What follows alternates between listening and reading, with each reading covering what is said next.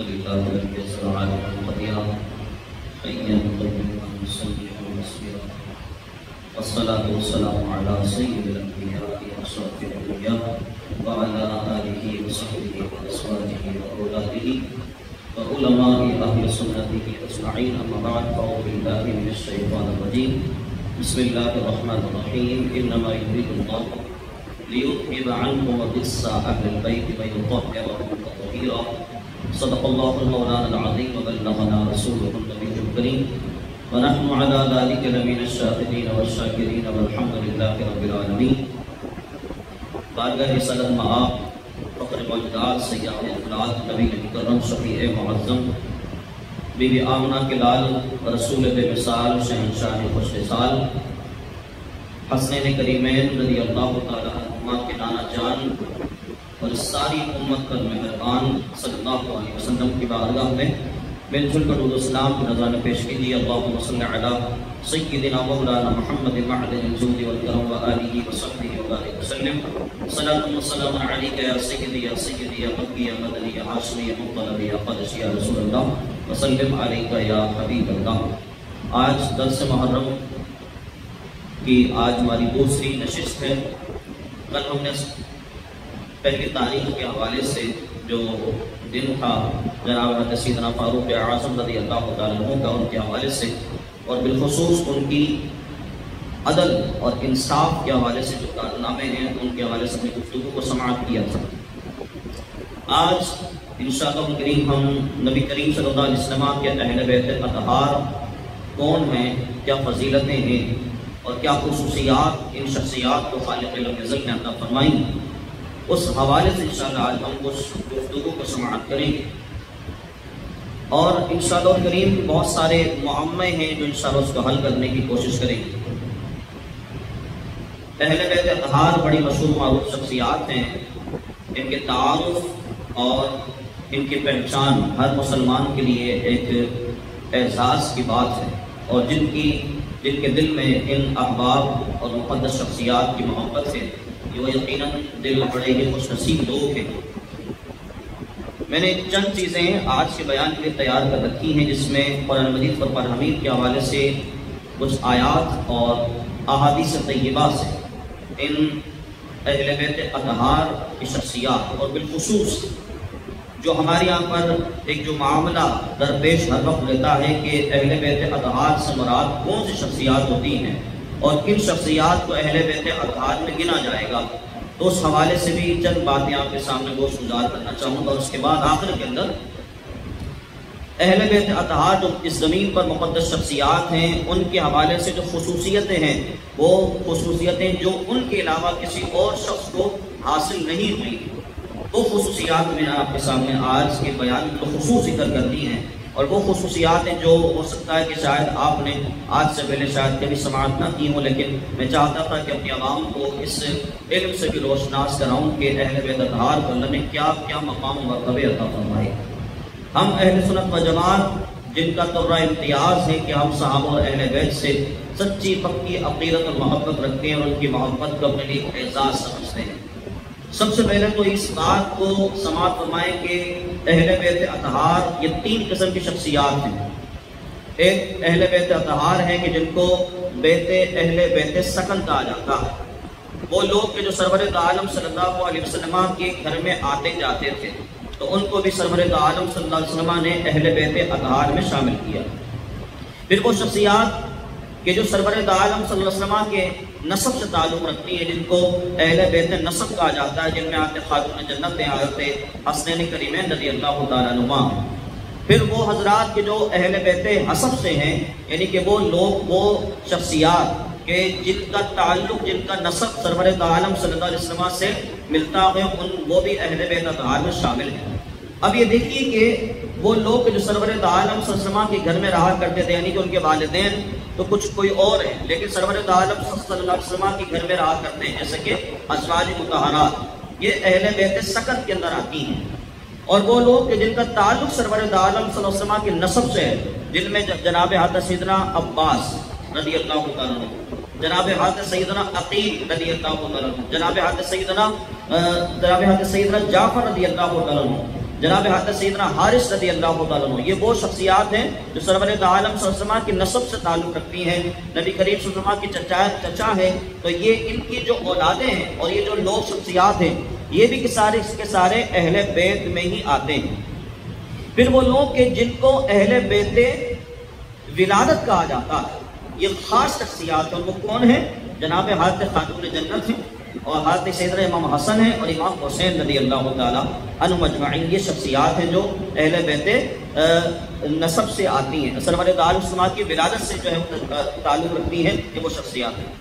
اب ان تین چیزوں کو اپنے ذہن میں رکھیں کہ صرف یہ کہہ دینا کہ جناب حضرت خاتون جنت، حضرت علی، حضرت امام حسن، امام حسین رضی اللہ تعالی عنہ مجمعین، صرف یہ چار شخصیات اہل بیت ہیں، یہ کہنا غلط ہو جائے گا۔ کیوں؟ کیونکہ اس وجہ سے کیونکہ اہل بیت نسب، اہل بیت سکن اور اہل بیت ولادت، یہ تینوں سرور عالم صلی اللہ علیہ وسلم کے اہل بیت میں جب شامل سرور عالم نے کیا ہے تو کوئی بندہ ایسا نہیں ہے کہ جو ان کو سرور عالم صلی اللہ علیہ وسلم کے اہل بیت سے خارج کر سکے، یعنی جس کو سرور عالم صلی اللہ علیہ وسلم خود اپنے اہل بیت کہہ رہے ہیں، تو کسی کی کیا مجال ہے کہ وہ سرور عالم صلی اللہ علیہ وسلم کے کہے ہوئے کو باطل کہہ سکے، یہ سرور عالم کے کہنے کو رد کر سکے کہ نہیں ہم تو صرف امام حسن کو مانیں گے، ہم حضرت خاتون جنت کو مانیں گے، ہم صرف مولا علی کو مانیں گے، امام حسین کو مانیں گے، اس کے علاوہ کسی اور کو اہل بیت نہیں مانیں گے۔ یہ بات اس وجہ سے غلط قرار پائے گی کیونکہ جب سرور عالم جن کے اہل بیت ہیں،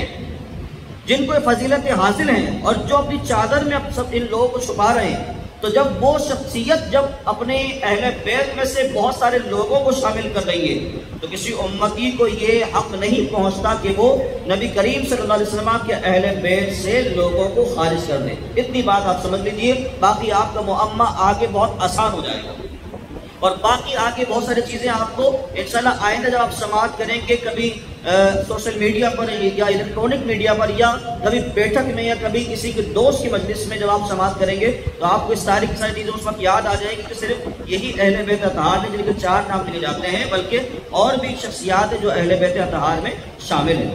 میں سب سے پہلے یہاں پر قرآن مجید فرقان حمید کا ذکر کروں گا جو خالق لم یزل نے ارشاد فرمائی۔ آپ 22 پارہ جب شروع کرتے ہیں تو 22 پارے کے اندر آپ کو یا نساء النبی کی آیتیں ملتی ہیں۔ اس میں سرور عالم صلی اللہ علیہ وسلم نے سرور عالم صلی اللہ علیہ وسلم کے جو گھر کی جو بیویاں ہیں اور جو گھر کی جو عورتیں ہیں ان کے حوالے سے خالق لم یزل نے یہاں بھی کافی احکامات ارشاد فرمایا۔ مثال کے طور پر پردے کا حکم ارشاد فرمایا، یہاں پر نماز کو قائم رکھنے کا حکم ارشاد فرمایا، یہاں پر صدقات کو جاری رکھنے کا حکم اللہ تبارک و تعالیٰ نے ارشاد فرمایا، اور اس طرح کی کئی چیزیں ہیں جو خالق لم یزل نے یہاں پر ارشاد فرمایا۔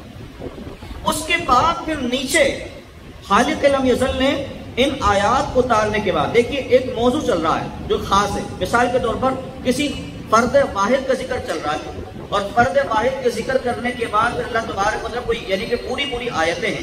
انما یرید اللہ والی جو آیت کریمہ ہے نا، یہ پوری آیت نہیں ہے بلکہ آیت کا ٹکڑا ہے۔ آپ جب 22 پارہ کھولیں گے تو آپ کو پتہ لگے گا کہ انما یرید اللہ والی پوری آیت نہیں، اس سے پہلے پوری آیت ہے، کہ پھر اس کا آیت کا بیچ کا ٹکڑا انما یرید اللہ۔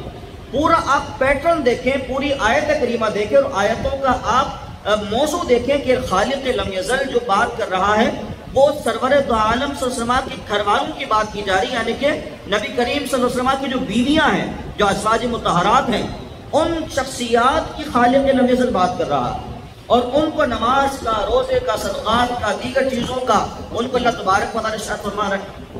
اس کے بعد پھر یہ آیت کریمہ آتی ہے، کون سی؟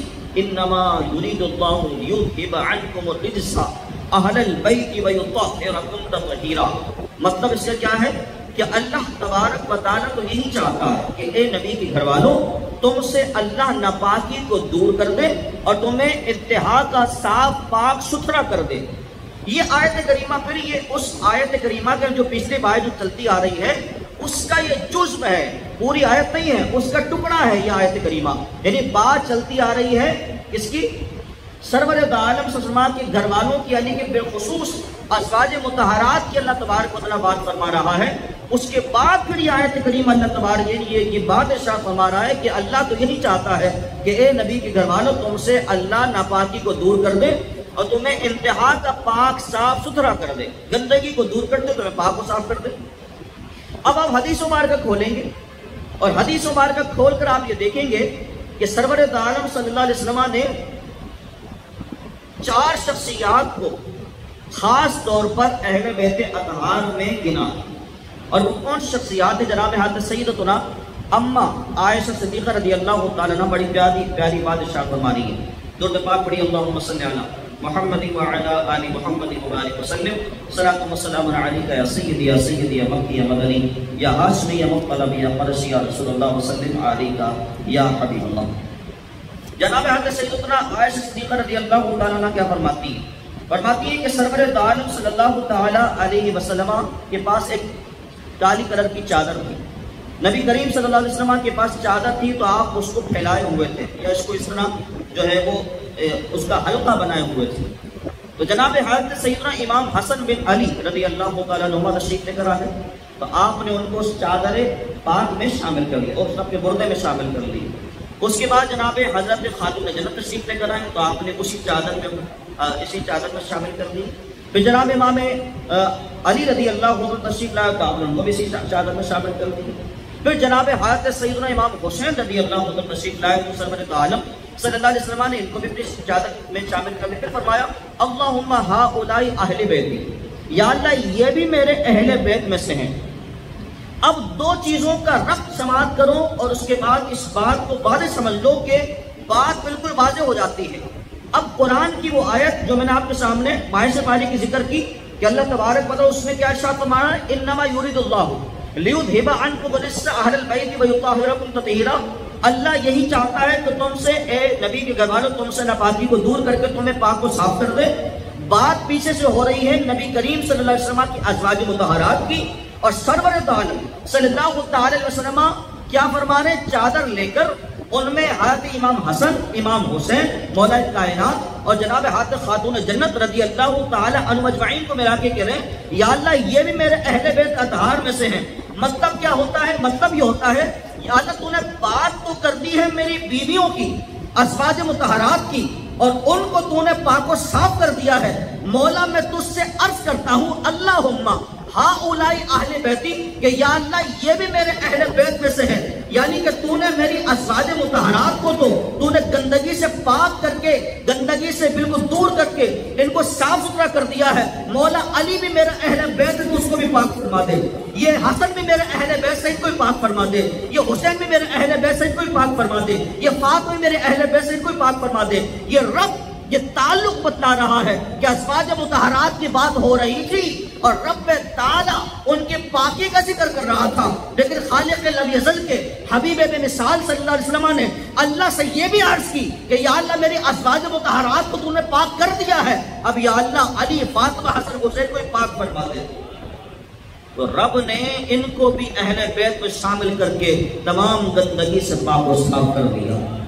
اب سبق ملتا ہے کیا یہ پہلے گندے تھے جو اللہ تبارک و تعالیٰ کو پاک فرما رہا ہے؟ ایسا نہیں ہے، یہ پہلے بھی بڑے پاکیزہ تھے، کیونکہ ان کا نسب بڑا پاکیزہ ہے، ان کا تعلق بڑا پاکیزہ ہے، یہ پہلے ہی بڑے اعلیٰ خاندان کے لوگ تھے، یہ پہلے ہی بڑے پیارے لوگ تھے۔ اللہ کریم نے ان کو پہلے ہی بڑا اچھا رکھا تھا، شیطان کے مکر سے ان کو دور اور حفاظت میں رکھا تھا، لیکن خالصتاً اللہ تبارک و تعالیٰ نے ایک خاص موقع پر ایک خاص بات کو ارشاد فرمایا اور فرمایا اللہ نے ان کو ناپاکی سے دور کر دیا ہے، ان کو پاک فرما دیا۔ ایک خاص موقع پر اللہ تبارک و تعالیٰ نے اس بات کو ارشاد فرمایا، یہ خاص ایک منصب اللہ تبارک و تعالیٰ نے فرمایا۔ مثال کے طور پہ ایک صاحب ہیں جو پہلے سے حافظ قرآن ہے، لیکن آپ کو ان کو بعد میں پتہ لگا اور آپ نے اس کو بعد میں حافظ صاحب کہا، تو ایسا نہیں ہے کہ آپ کے کہنے کے بعد وہ حافظ صاحب ہوئے، جو پہلے سے حافظ تھا وہ حافظ ہی تھا۔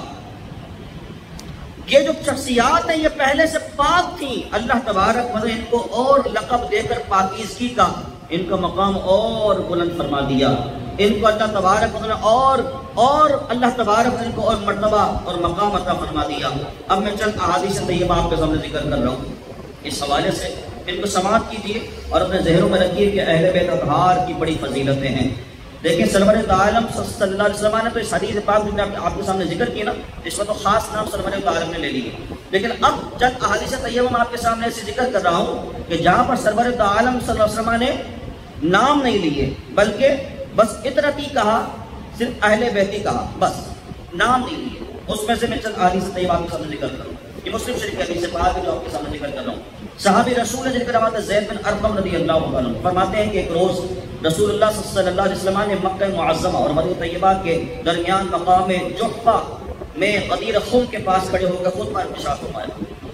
پہلے آپ نے اللہ تبارک و تعالیٰ کی حمد کی، اس کی ثنا کی، اس کی تعریف. پھر اس کے بعد آپ نے ہم لوگوں کو بعض و نصیحت فرمائی. اس کے بعد آپ نے کیا فرمایا؟ فرمایا اے لوگوں، میں انسان ہوں، قریب ہے کہ فرشتہ میرے پاس کیا جائے جو ہر شخص کے پاس آتا. فرمایا فرشتہ یعنی کہ ملک الموت میرے پاس آ جائے تو میں خدائے تعالیٰ کے حکم قبول کروں گا. پھر آپ نے ارشاد فرمایا وَأَنَا تَارِكٌ فِيكُمُ الثَّقَلَيْنِ، اور میں تم میں دو نفیس چیزیں، دو بڑی پیاری چیزیں چھوڑ کے جا رہا ہوں. وہ کیا ہے؟ اَوَّلُهُمَا کتاب اللہ. پھر فرمایا کتاب اللہ کی فیہ الہدی والنور، سب سے پہلی جو چیز جو تم میں چھوڑ کے جا رہا ہوں وہ اللہ کی کتاب ہے جو تمہارے لیے ہدایت بھی ہے، تمہارے لیے نور بھی ہے، روشنی بھی ہے تمہارے لیے. اس کے بعد سرور دو عالم صلی اللہ علیہ وسلم نے کیا فرمایا کہ دوسری جو چیز ہے، پھر فرمایا کہ خدا تعالی کتاب پر عمل کرو اور اسے مضبوطی سے تھام لو. راوی حدیث حضرت زید بن ارقم فرماتے ہیں پھر سرور دو عالم صلی اللہ علیہ وسلم نے قرآن پاک کے بارے میں لوگوں کو ابھارا، رغبت دلائی، قرآن کو کبھی نہیں چھوڑنا. یہ یاد رکھیں کہ سرور دو عالم صلی اللہ علیہ وسلم تو ایک خطبہ ہے، عظیم خطبہ جو ارشاد فرما رہے ہیں، اس عظیم خطبے میں جو سب سے پہلے جو حضور تعارف کروا رہے ہیں نا، وہ تعارف ہے قرآن کا.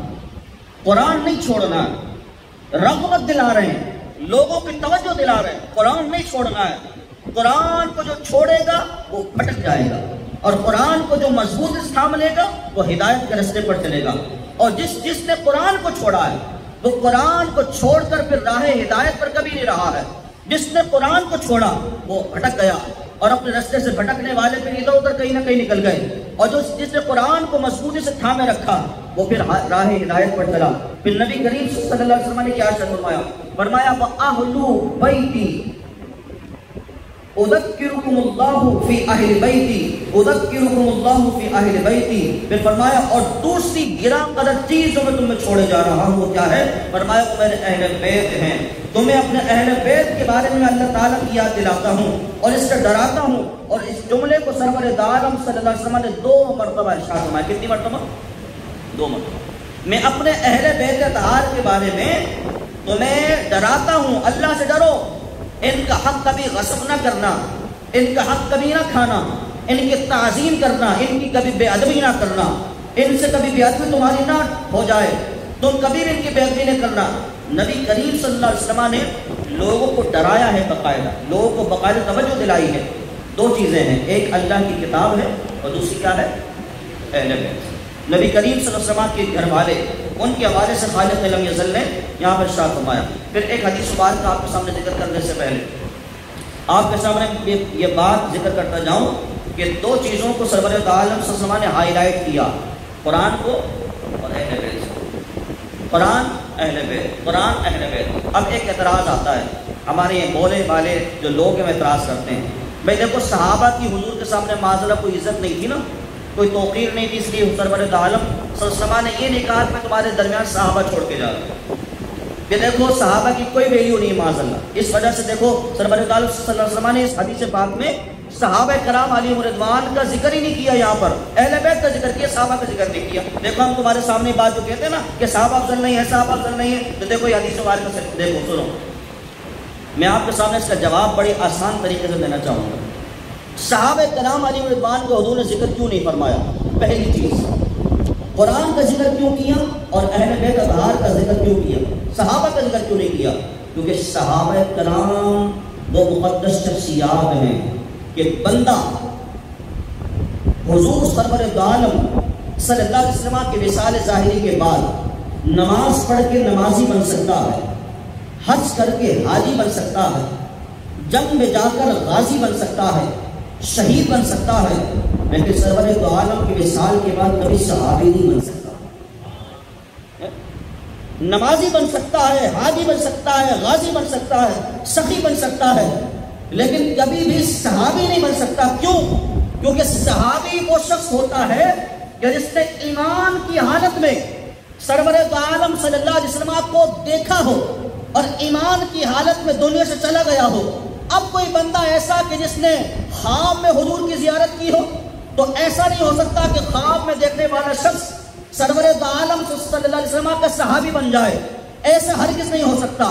صحابی کی ڈیفینیشن یہ بتائی گئی، صحابی بندہ وہ افضل شخصیت ہے کہ جو سرور دو عالم کہو صلی اللہ علیہ وسلم کو ظاہری آنکھوں سے دیکھ جائے اور اس کے بعد ایمان کی حالت میں جس کا وصال انتقال ہو جائے، وہ صحابی ہو سکتا ہے۔ اب قیامت تک انسان حاجی تو بن سکتا ہے، نمازی تو بن سکتا ہے، غازی تو بن سکتا ہے، شہید تو بن سکتا ہے، سخی تو بن سکتا ہے، نیک تو بن سکتا ہے، لیکن صحابی نہیں بن سکتا ہے۔ اور یہ یاد رکھو کہ اہل بیت اطہار وہ شخصیات ہیں جو سرور دو عالم صلی اللہ علیہ وسلم کا جو نسب ہے، جن کے ساتھ حضور کا نسب ملا ہوا ہے، وہ اہل بیت اطہار میں شامل شخصیات ہیں۔ تو یہ بات یاد رکھیں، حضور کے اہل بیت تو چل رہی ہے نا، حضور کے اہل بیت تو چل رہی ہے، صحابی نہیں چل سکتا، صحابی کبھی حضور کی وصال کے بعد بن نہیں سکتا۔ تو حضور نے صحابہ کا ذکر بھی نہیں فرمایا ہے، لیکن کیونکہ اہل بیت اطہار چل رہے ہیں، سید ختم ہو گئے کیا؟ نہیں ختم ہوئے نا۔ قرآن کی وہ آیت کریمہ اپنے ذہن میں لاؤ، اِنَّا أَعْطَيْنَاكَ الْكَوْثَرَ فَصَلِّ لِرَبِّكَ وَانْحَرْ۔ محبوب ہم نے آپ کو جو شان عطا فرمائی نا، وہ ہم نے آپ کو خیر کثیر عطا فرمایا، کوثر عطا فرمائی، آپ کو خیر کثیر دیا، کوثر عطا فرمائی، اور فرمایا فَصَلِّ لِرَبِّكَ وَانْحَرْ۔ بس آپ اللہ تبارک و تعالیٰ کے لیے نماز بھی پڑھیے، قربانی بھی کیجئے، اور فرمایا اِنَّا شَانِئَكَ هُوَ الْأَبْتَرُ، بے شک محبوب آپ کا جو دشمن، اللہم صلی علی محمد وعلی آل محمد مبارک وسلم صلاۃ وسلام علیک سیدی رسول اللہ۔ فرمایا اِنَّ شَانِئَكَ هُوَ الْأَبْتَرُ، فرمایا بے شک آپ کا جو دشمن ہے وہی ابتر ہوگا۔ ابتر کا کیا مطلب ہے؟ ابتر کا معنی کیا ہے؟ ابتر کا مطلب اور معنی ہے بے نسل ہو جانا۔ وہ لوگ کہ جنہوں نے سرور دو عالم صلی اللہ علیہ وسلم کو تانا دیا تھا ابو جہل نے کہ آپ کا بیٹا تو آپ دنیا میں رہا نہیں، اولاد نرینہ آپ کی کوئی ہے نہیں، اور انسان کا جو نسب چلتا ہے، جو اولاد چلتی ہے، وہ تو بیٹے سے چلتی ہے، بیٹی سے نہیں چلتی ہے۔ اب آپ کی کوئی اولاد نرینہ تو ہے نہیں کہ آپ کا نسب چل سکے، آپ کی اولاد چل سکے، اور لوگ نبی کے نسب سے کوئی فائدہ اٹھا سکے، تو کوئی آپ کا تو کوئی اولاد نرینہ ہے نہیں۔ تو خالق لم یزل نے کیا ارشاد فرمایا؟ فرمایا ان شانیہ هو الابتر، جو آپ کا دشمن ہے نا وہی ابتر ہوگا، وہی بے اولاد رہے گا، لیکن جو آپ کی شان ہے نا وہ ایسی نہیں ہے۔ خالق لم یزل نے ان شانیہ هو الابتر کہہ کر پوری دنیا کو بتا دیا، نبی کبھی ابتر نہیں ہو سکتا ہے، نبی کی اولاد سے دنیا قیامت تک فیض اٹھاتی رہے گی، نبی کی اولاد سے دنیا فیض اٹھاتی رہے گی۔ سید و سعادات کبھی ختم نہیں ہوں گے، سید تو قیامت تک چلتے رہیں گے، ان کی صحبت سے اور ان کے نسب سے اور ان کے تعلق سے دنیا فیض اٹھاتی رہے گی، ان کے تعلق سے کبھی یہ زمین کبھی محروم نہیں ہوگی، بلکہ ان کے تعلق سے ان کے نسب سے دنیا فیض اٹھاتی رہے گی۔ اس لیے دو چیزیں ایسی تھی جو قیامت تک جاری رہنا تھی، ایک قرآن تھا جو کبھی ختم نہ ہونا تھا، ایک اہل بیت جو کبھی ختم نہیں ہوں گے۔ سرور دو عالم صلی اللہ علیہ وسلم نے وہی دو چیزیں ارشاد فرمائی ہیں، قرآن جو کبھی ختم نہیں ہوگا، فرمایا اس کو مضبوطی سے تھام لو، اور فرمایا اہل بیت جو کبھی قیامت تک ختم نہیں ہوگا، فرمایا اسے مضبوطی سے پکڑ لو۔ ان دونوں کو مضبوطی سے پکڑو گے تو کیا ہوگا؟ تم ہدایت کے راستے پر چلتے ہو، ہدایت کے راستے پر چلو گے۔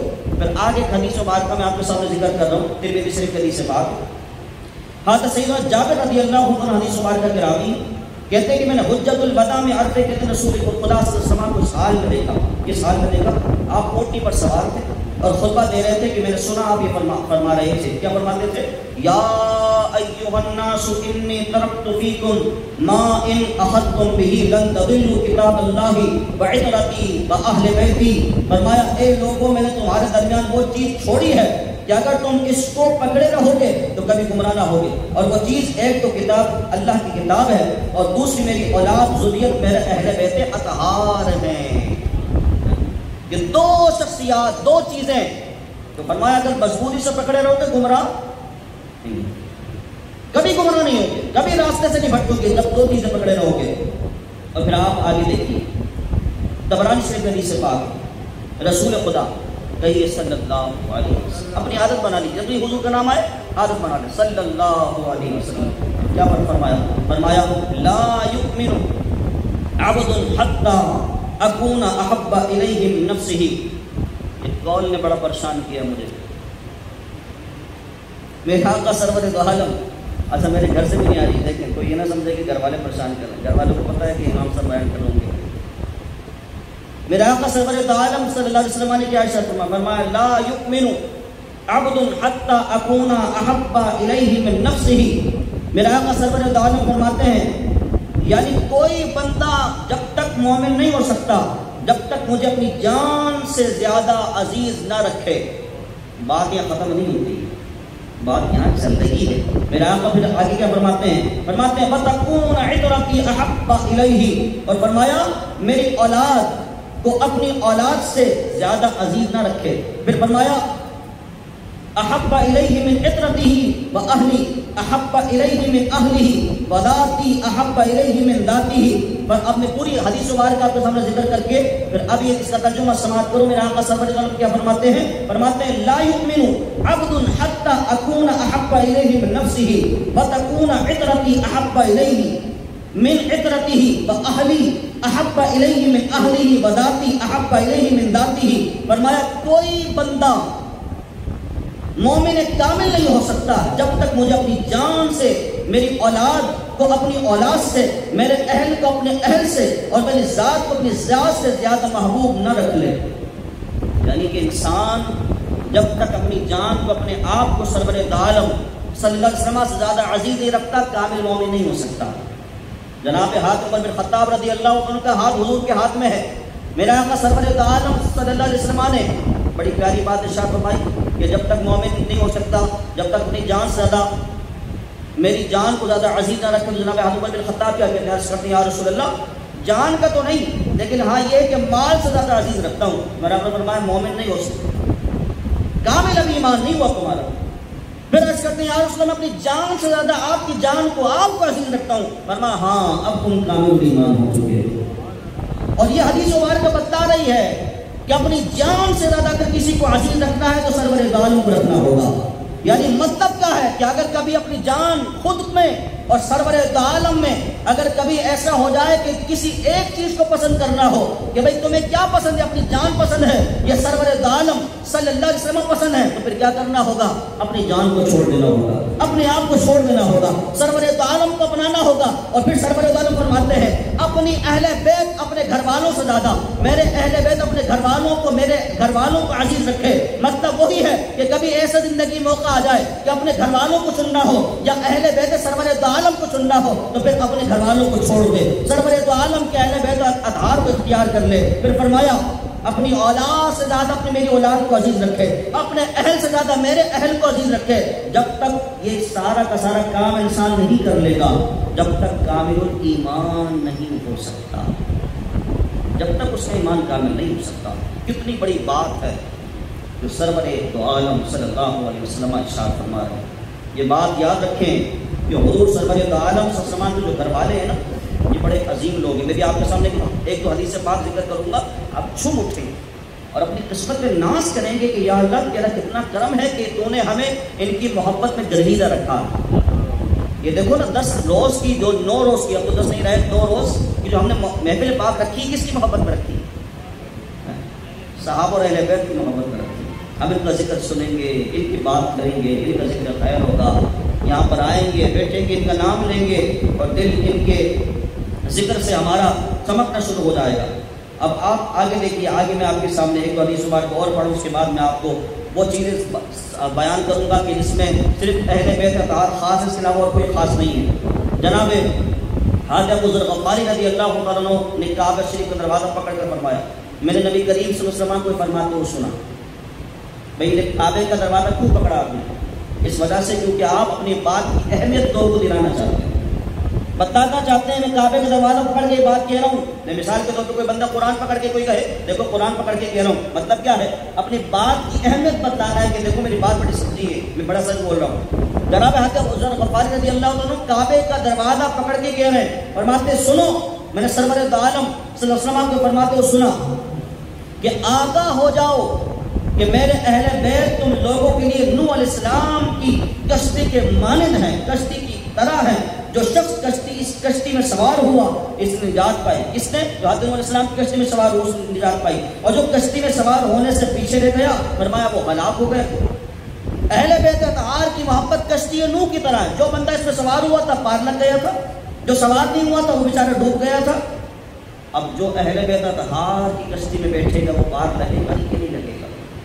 لیکن اگر صرف اہل بیت کرتا رہے لیکن صحابہ کو چھوڑ دو اس بندے کا بھی کچھ نہیں ہو سکتا. میں دوسری حدیث مبارکہ بیان کر کے آپ کے سامنے میں نتیجہ آپ کے سامنے پیش کر رہا ہوں. جناب حضرت سیدنا عمر فاروق رضی اللہ تعالیٰ عنہ سے روایت ہے کہ نبی کریم صلی اللہ علیہ وسلم نے ارشاد فرمایا اصحابی کالنجوم فبأیہم اقتدیتم اہتدیتم. فرمایا سنو میرے صحابہ ستاروں کی مانند ہیں، تو ان میں سے تم جس کی اقتدا کرو گے ہدایت پاؤ گے.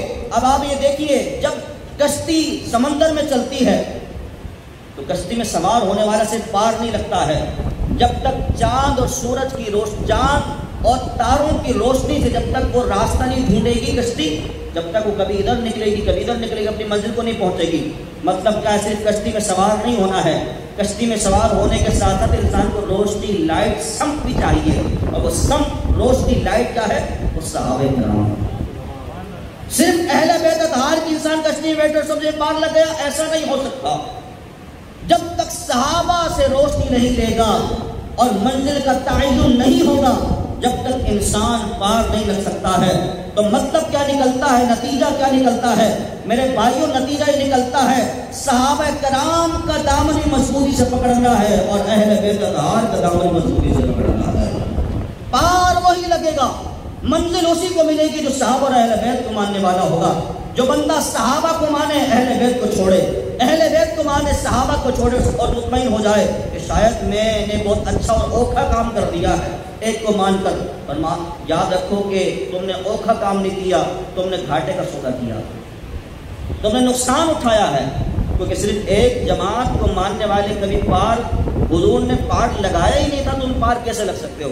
حضور نے دونوں کی محبت ارشاد فرمائی، اپنی امت کو تعلیم فرمائی، باقاعدہ تعلیم فرمائی. صحابہ کی محبت بھی اور اہل بیت اطہار کی محبت، دونوں کی محبتیں، دونوں کی محبت. دیکھو ایک جگہ پر جہاں پر حضور نے امت کو اہل بیت اطہار کے حوالے سے ڈرایا ہے نا، تو دوسری جگہ پر سرور عالم صلی اللہ علیہ وسلم نے لوگوں کو یہ بات باور کرائی ہے کہ سنو لوگوں سنو، میرے صحابہ کو برا نہ کہو، میرے صحابہ کو برا نہ کہو. صرف اہل بیت اطہار کی فضیلت کی بتائی، صحابہ کرام علیہ رضوان کے حوالے سے بھی سرور عالم صلی اللہ علیہ وسلم بار بار یہ ارشاد فرماتے ہیں ممبر پہ بیٹھ کے میرے صحابہ کو برا نہ کہو، میرے صحابہ کو برا نہ کہو.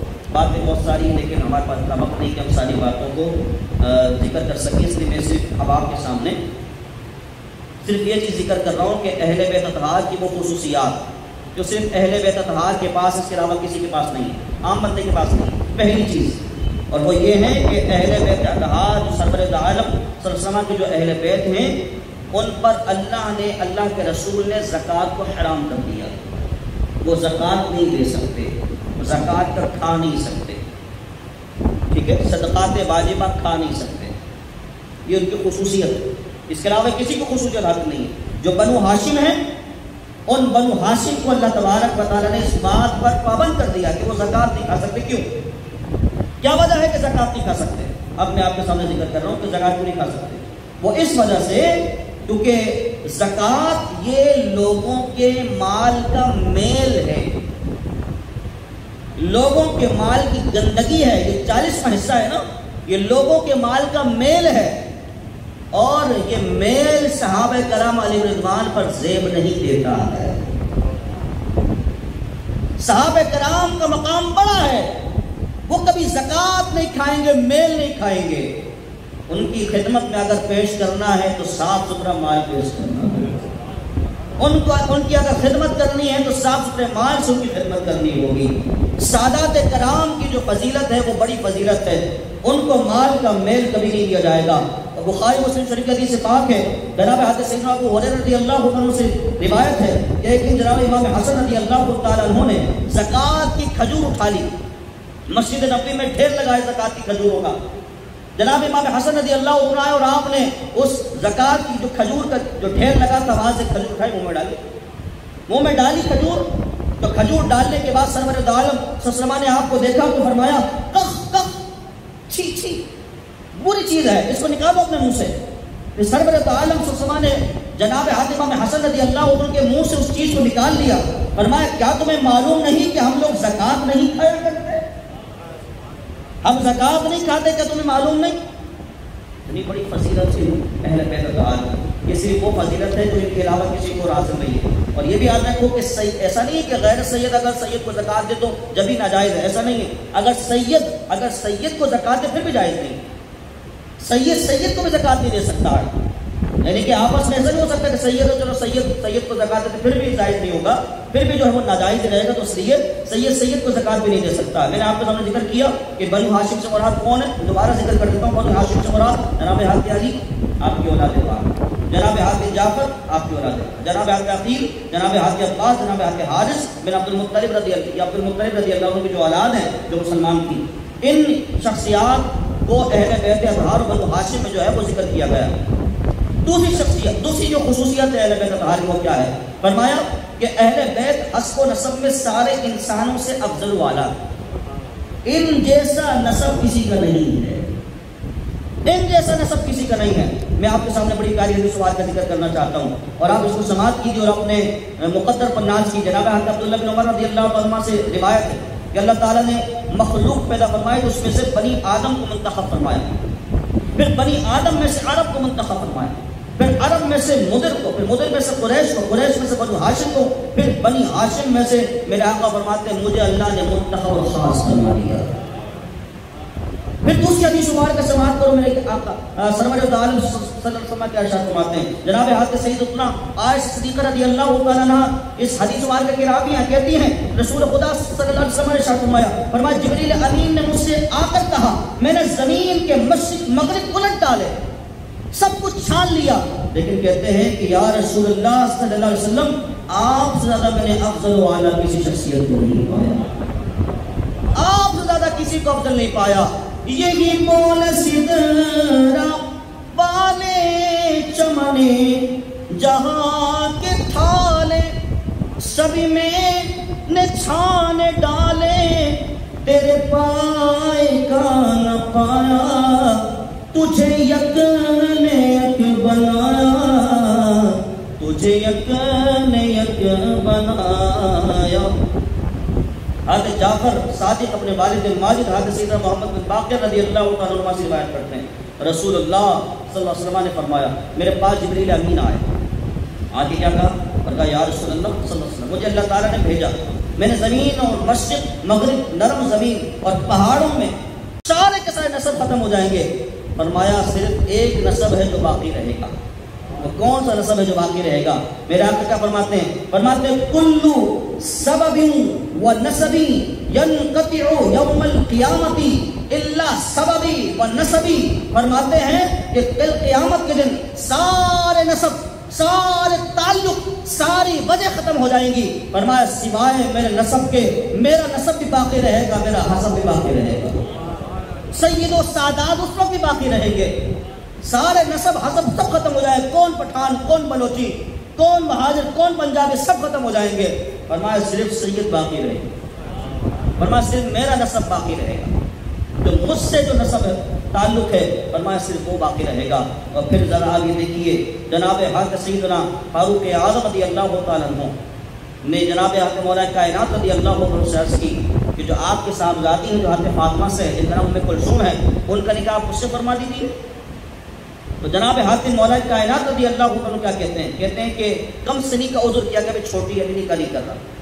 پھر فرمایا کہ میں نکاح میں اپنے بھائی حضرت جعفر کے صاحبزادے کے ساتھ ان کا نکاح کرنا چاہتا ہوں. تو جناب حضرت فاروق اعظم رضی اللہ عنہ ممبر پر جلوہ افروز ہو گئے، اور ممبر پر جلوہ افروز ہونے کے بعد آپ نے کہا لوگوں میں نے حضرت علی سے ان کی صاحبزادی کے بارے میں اس لیے سوال کیا تھا کہ میں نے سرور دو عالم صلی اللہ علیہ وسلم سنا ہے، وہ فرماتے ہیں کلو سبب و نسبی کہ قیامت کے دن میرے تعلق نسب رشتہ دار کے علاوہ ہر تعلق نسب اور رشتہ منقطع ہو جائے گا. تو جناب مولا کائنات رضی اللہ تعالیٰ عنہ نے اپنی صاحبزادی صرف حضرت علی کسی اور بیوی صاحبزادی نہیں ہے، بلکہ صاحبزادی جناب حضرت خاتون جنت بی بی فاطمہ رضی اللہ عنہا کی، ان کی صاحبزادی جن کا نام ام کلثوم ہے، ان کا نکاح جناب حضرت فاروق اعظم رضی اللہ تعالیٰ عنہ سے کر دیا، اس وجہ سے کیونکہ حضرت فاروق اعظم بھی یہی چاہتے تھے میرا تعلق بھی خاندان رسول سے جڑ جائے، میرا تعلق خاندان رسول سے جڑ جائے۔ اس وجہ سے جناب فاروق اعظم رضی اللہ عنہ نے اصرار کیا کہ آپ اپنی بیٹی صاحبزادی کا نکاح مجھ سے فرما دیجیے۔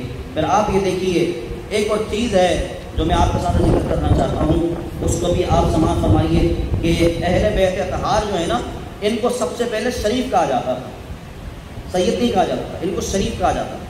بعد میں پھر مصریوں نے اس کا سلسلہ کیا، بعد میں پھر سید کا جو ہے وہ لفظ مشہور ہوا، ورنہ جتنے بھی سادات کرام تھے ان کو شریف کا لفظ